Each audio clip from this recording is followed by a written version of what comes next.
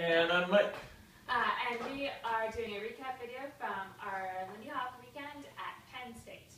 So we started with a swing out clinic, and we gave you a number of tips to work on your swing outs. Some of the important ones were follows to really keep your momentum steady and continue going rather than looking for that connection, to allow your momentum to create the connection. We worked on pulse a good bit. We worked on leads, trusting that the follows are going to have their momentum, so that they're relaxed about catching the follow rather than being like that. And we also worked on a baseline of linearity rather than being like, oh no, I'm going to go through.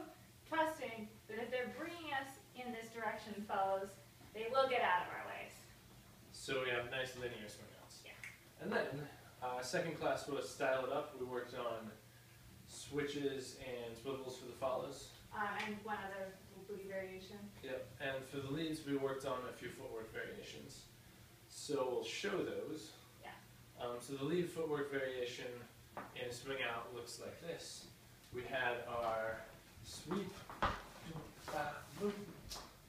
then we had heel toe, and then we combined them. And then we also had in a 6 count, kick, ball change, kick, ball rock, step, step, kick, ball change, kick, ball rock. And for follows, we did some pretty big swivels. So on our own, we worked a lot on the straight twist and really setting off of the foot and making sure that we're on one foot at a time. And then with the partner, they start to look like this.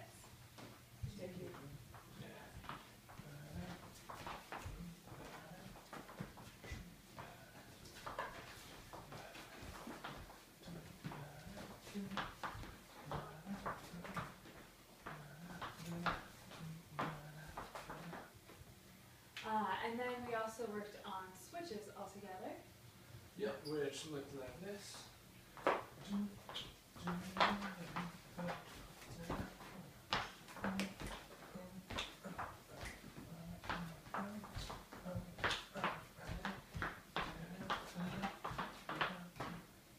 And we have one other follow variation.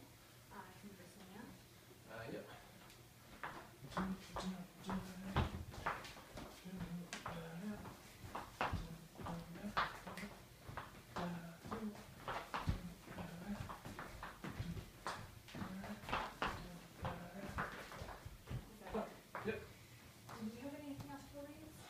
Nope. Okay. Yep, that was it for the leads. Okay, awesome. So that was Style It Up, second class on Saturday. Third class, we worked on our shoulder girdles. So this was a more conceptual body mechanics class. We talked a lot about the distinctions between having this going on with our shoulders as we lifted our arms up and letting them stay released and down as we swung our arms. And we worked on having our shoulders in the socket rather than rolling over the top.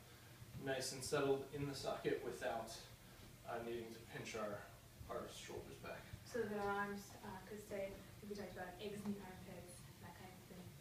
Nice and released down. Yep, so we worked on that for a while, and then our fourth class was a turns class, turn like a boss. And so we worked on started with the cross hand pass variation that looks like this. And we worked on really making this linear and having the leads follow the follows as they're moving.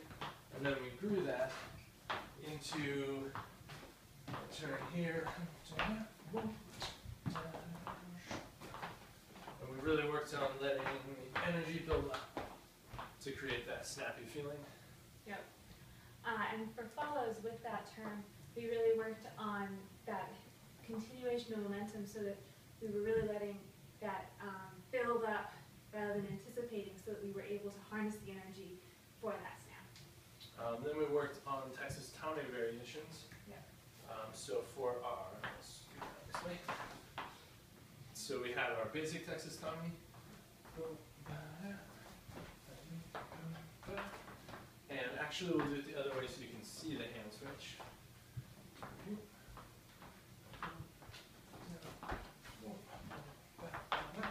And we worked on making that quick and smooth, and then we did a stop that was initiated by the leads, and and that looked like this.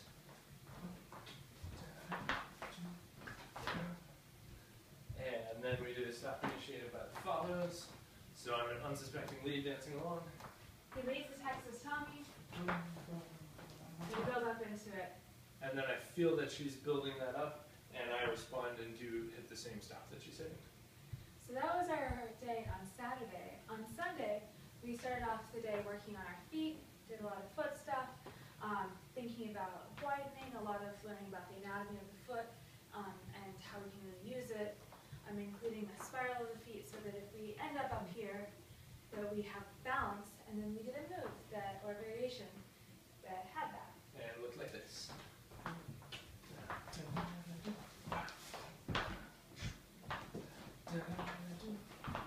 Just the least good? Or just the follows.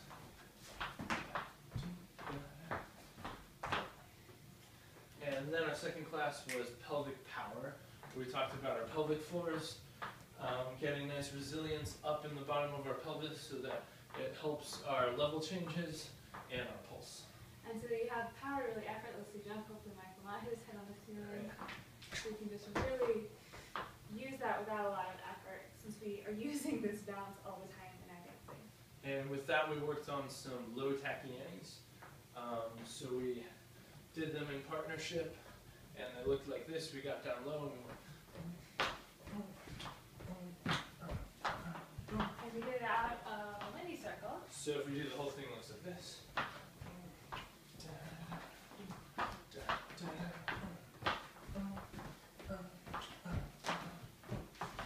And then we also did a fun sequence. Yeah, we should be able to show. Yeah, we'll show that.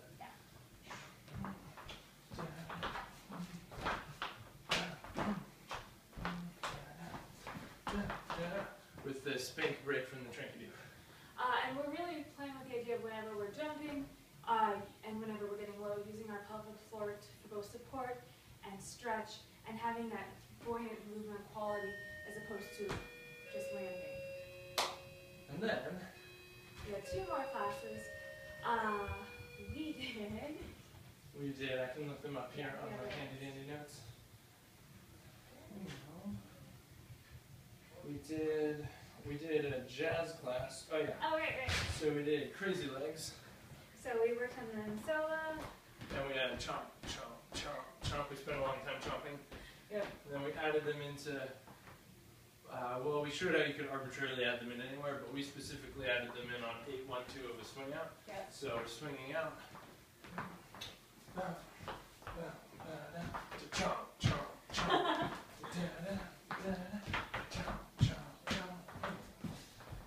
And then we worked on breezy knees. And we added that into a move. That we did out of a push break. And it went like this.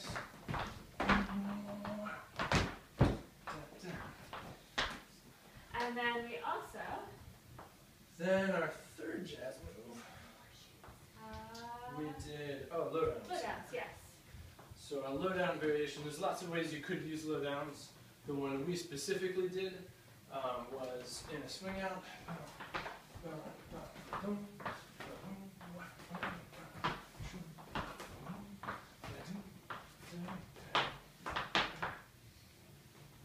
And then our last class. Was finding extremes, so we did, we took different variables of your dancing and made them extreme in a small direction or a large direction. So we worked on making sure that you're really in the pocket of the music, really finding that, not rushing. And then we worked on highs and lows. So level changes, dropping low, getting high, and also on attack, how much noise you're making on the floor. Yeah. Ranging from like a 0, super soft, to like a 10, which is super stumpy. And we worked on having the attack not affect the pace you're dancing at. And we talked about that there are lots of other elements you can do, but with these changes, you can use very basic vocabulary to make your dance really exciting for both you and for your partner. So that was our workshop at Penn State. My name is Ruth. And I'm Mike. You can find us online. At ruthandmike.com. Or you can like us on Facebook. At facebook.com. /. Ruth.